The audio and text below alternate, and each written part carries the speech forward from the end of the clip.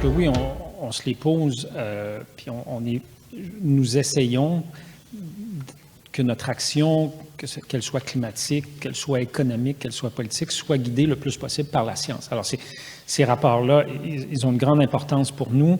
Nous, en tant que gouvernement, moi particulièrement, j'ai participé à des rencontres du GIEC. Je ne suis pas scientifique, mais comme observateur dans le passé, parce que je m'intéressais beaucoup à cette question-là. Bon, je pense puis je ne veux pas faire un débat de définition ou philosophique, mais de toute évidence, on ne peut pas, sur une planète où les ressources sont finies, penser qu'on va toujours pouvoir additionner. Il y a une vieille revue un peu à gauche qui disait que les économistes doivent apprendre à soustraire aussi.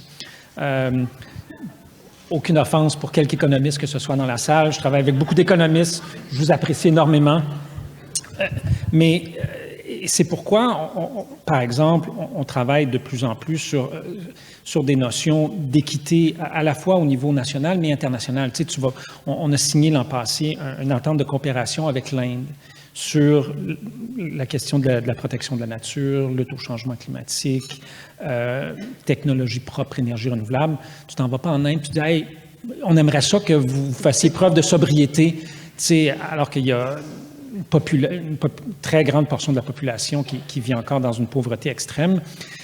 Alors, je pense qu'il faut, mais dans des pays comme les nôtres, il faut revoir certaines de nos façons de faire. Bon, je vois difficilement comment un gouvernement pourrait légiférer la sobriété énergétique, mais on peut encourager, on peut mettre en place des mécanismes, on peut, par exemple, se diriger de plus en plus vers une économie circulaire de façon à limiter l'extraction des ressources naturelles et favoriser la réutilisation de ce qui circule déjà dans notre économie. Puis je pense que ça va être particulièrement important sur toute la question de l'électrification des transports, où là, on a besoin de minéraux, mais il n'y en a pas assez.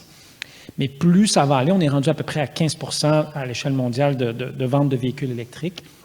Plus ça va aller, plus ces minéraux-là, ils vont être en circulation dans des voitures. Alors, ce serait un crime, vraiment un crime, qu'une fois que ces voitures-là ne servent plus, qu'on laisse ces minéraux-là, qu'on envoie ça dans un site d'enfouissement. Je veux dire, ça va être un non-sens dans quelques années. Alors, je pense que on n'est pas les seuls, et de plus en plus, on se dirige vers ça.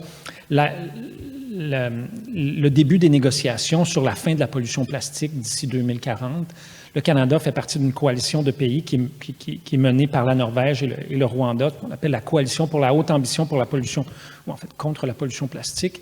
Et on veut, en 2 ans, négocier une entente internationale légalement contraignante pour arriver à faire ça. Si 2 ans, dans un ministère, ça relève de l'exploit olympique pour adopter un règlement, imaginez à l'échelle internationale une nouvelle entente, mais c'est l'objectif que nous nous sommes fixés, puis on est peut-être une 50aine de pays à faire partie de cette coalition-là. Est-ce qu'on va réussir en 2 ans? Est-ce que ça va prendre 2 ans et demi? Est-ce que ça va prendre 3 ans? Mais moi, j'ai confiance que rapidement, on va se donner les moyens à l'échelle internationale de s'attaquer à ça et donc de réduire encore plus notre empreinte et notre consommation.